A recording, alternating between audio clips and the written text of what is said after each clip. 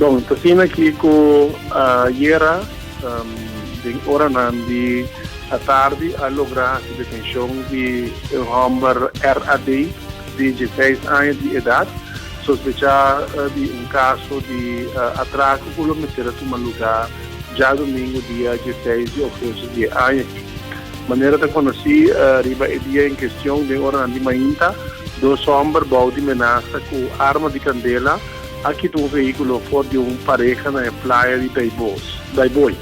A polícia señala o veículo aqui depois e começar com perseguição e na altura de zona franca na Hato, onde é sospechoso não estava a fugir como chofer a perder controle e a piloto com o veículo. A polícia logrou deter o homem RAD de 16 anos de idade e dia outro sospechoso logrou ir na pia.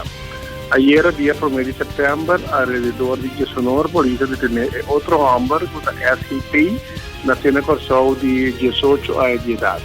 E detenção a tomar lugar em casa na Arroio Santo. Apresentou de lado de um fiscal auxiliar que a ordenar seu encarcelamento pendente de mais investigação.